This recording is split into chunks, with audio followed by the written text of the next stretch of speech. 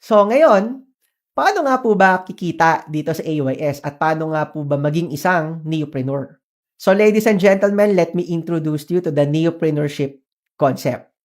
Ang neopreneur ay ang aming katuwang sa isang local area na kung saan tinutulungan niya kami makahanap ng mga quality service providers dito at kapalit nito ay meron siyang kinikita na lifetime every booking na magkakaroon ang kanyang service providers. Ang kagandahan po nito, ang konseptong ito ay amin pong pinapa-franchise under our AYS business model.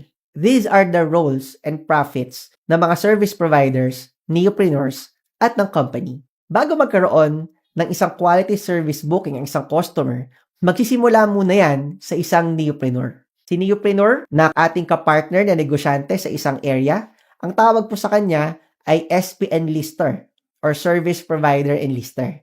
Siya rin ang ating unang adapter sa kanyang lugar at endorser ito sa kanyang mga kaibigan, kakilala, kamag-anak at mga kapamilya. Once na meron nang nahanap si neopreneur na service provider, siya po ay pupunta naman sa pagpapa-enroll nito at sa pagpapa-interview nito kasama ng kanyang mga requirements. At once na nakapasa po sa ating HR, ang ating service provider, ang kagandahan nga po pala nito ay meron nga pala tayong psychological analysis na tayo lang po rigorously ang gumagawa nito ngayon ay fit sa bawat booking na tinatanggap nila. Once na ang service provider ay naka-onboard na, pwede na siyang makita ng ating mga AYS users. Gamit ang AYS app, isang platform, a marketplace of services, at opportunity giver. Pagdating po sa mga neopreneurs at service providers, at tayo rin po ang nagbe-verify sa mga ito, atin po itong hinahayaang makita ng mga customers na. Once na nakapamili na ang mga customers, kung sinong service provider ang gusto niyang mabook. Sa ganitong paraan naman po, naghahati ng kitaan. Ang 10% ay napupunta sa neopreneur. Ang 78% ay napupunta naman sa mga service providers. Ang 10% naman ay napupunta sa AYS. At ang iba pang napupunta mga percent ay napupunta naman po sa ating mga depot partners. Ang maganda dito sa AYS, meron ka ng napakagandang technology business na hindi mo na kailangan magtayo ng sarili mong IT company.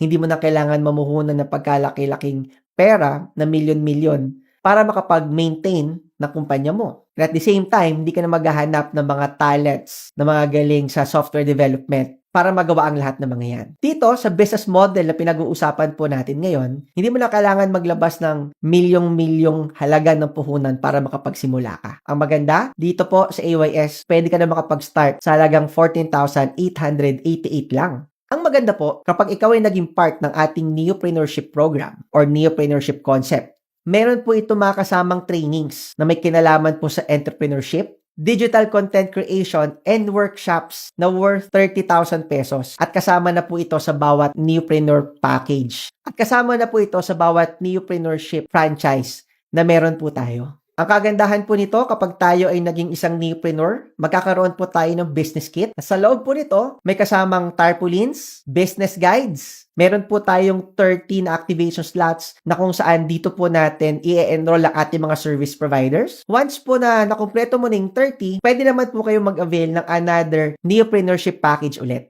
At panghuli, kasama na rin po dito ang personalized website with accounting system and monitoring, na kung saan lahat ng transactions po natin ay nakarecord na dito. Hindi mo na kailangan magsulat sa papel, sa ledger, or sa Microsoft Excel ng mga transactions ng mga service provider mo dahil pati time, date, at amount ng kanilang booking mamomonitor mo. Paano nga ba kumikita ang isang neopreneur dito sa AYS? Ang first way to earn po natin dito ay tinatawag po natin na sign yourself as an SP. Bilang isang neopreneur, pwede rin po kayong maging service provider kung meron po kayong skills or profession na gusto po ninyong ilagay. Ang maganda, bilang isang service provider neopreneur, 90% of booking ay dediretso po sa inyo. So kung meron po kayong 4 na bookings in a day, and let's say 1,000 pesos per booking, yan po ay nasa 4,000 pesos. At 90% po niyan, which is 3,600, ang inyong direct income. 3,600 times 26 days, yan po ay nasa 103,000 plus. Ang ganda, di ba? Ang second way to earn naman po ay yung tinatawag po natin na service provider sign up. Bilang isang neopreneur, pwede po kayong maghanap ng mga quality service providers sa inyong area, and all you have to do is to enroll them sa ating app at once na sila po ay nakapasa, sila na po ay magkakaroon ng extra income at ganoon din po kayo every time na meron din silang booking. Bawat isang service provider activation slots ay pwede po natin ibenta ng 500 pesos. So yan po ay nasa total amount na 15,000 pesos. Dagdag po yan sa return of capital ninyo dito sa inyong pinasok na negosyo. Ang next way to earn naman o third way to earn natin ay yung tinatawag po na service provider override. Ang maganda po dito, kahit nasa ang lupalop ka man ng Pilipinas, every time na naibubok ang iyong service provider, meron po kayong guaranteed income na 5 to 10%. So kahit kayo po ay nasa Luzon at ang mga service providers po ninyo ay nakakalat sa Luzon, Visayas at Mindanao, kahit saan sa buong Pilipinas, kayo po ay tatanggap ng 5